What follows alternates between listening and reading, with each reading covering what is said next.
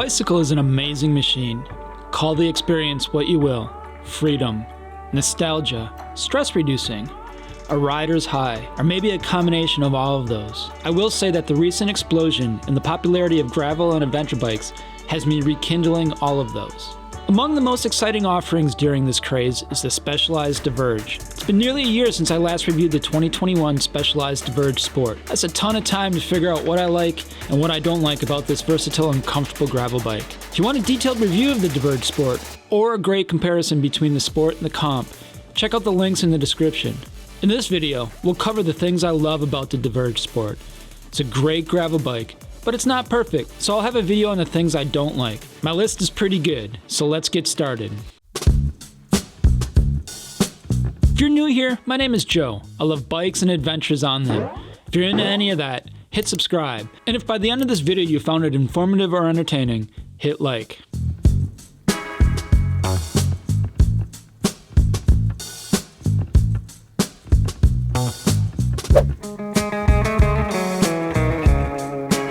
What I love most about the Diverge Sport is its dual roll. It's equally as fast on pavement as it is on gravel. How is that possible? Compared to older models of the Diverge and other similar gravel bike offerings from other brands, it has a longer reach and a slacker front end. This results in a longer wheelbase without compromising the responsive handling the Diverge is known for. This geometry, which is borrowed from Specialized mountain bike lineup, is a dramatic shift away from the road-oriented geometries of a lot of other brands. The reach is longer, the stem is shorter, there's a slacker head tube, and the chain stays are longer. With the 2021 Diverge, Specialized has decided to focus on building a gravel bike for gravel riders, rather than soothe the worries of converted roadies. I like this.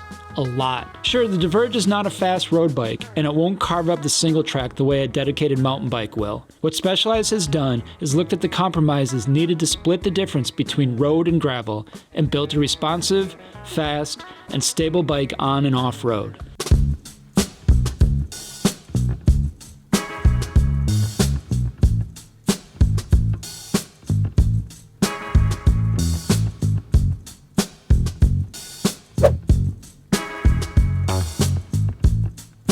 What really sets the Diverge apart from other gravel bikes is next on the list of what I love. The FutureShock system has an internal spring that's positioned above the head tube to allow the handlebars to move vertically, rather than at the fork like most suspension systems. The 20 millimeters of travel may not be much, but it's just enough to absorb energy from road chatter, all the while preserving road momentum. The 2.0 version of the FutureShock that's on higher end models has a hydraulic oil damping system that reduces bounce more than the internal springs of the 1.5. But truthfully, the 1.5 is more than enough for road chatter and light gravel.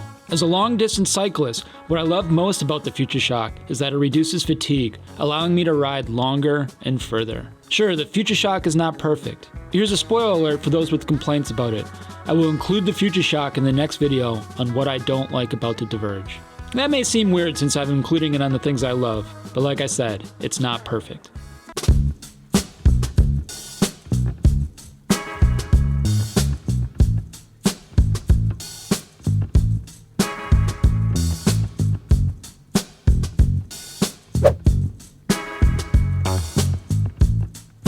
Lastly, and the very best feature of the Diverge is that you can make it what you want. It's a bike for all riders, or better yet, a single, go-to bike for all your riding needs. It's a great commuter bike. While commuting to work, I often find myself wanting to take the route that has the least amount of traffic.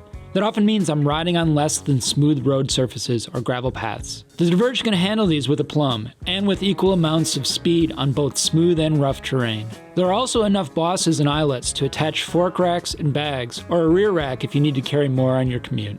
The Diverge is also a great gravel racer. Sure, you may not need suspension on a gravel bike, but the FutureShock is a nice feature to have during a gravel race when picking the best line may not be possible with tons of other riders around you. With the FutureShock, hitting the rough stuff puts you at an advantage over riders that are simply using their tire pressure for suspension. The progressive geometry that I mentioned earlier creates a very responsive and fast bike, but that stability is also a plus in the rough stuff. Like I mentioned earlier, Specialized found a great balance in the compromise between the speed of the road and the stability of off-road riding.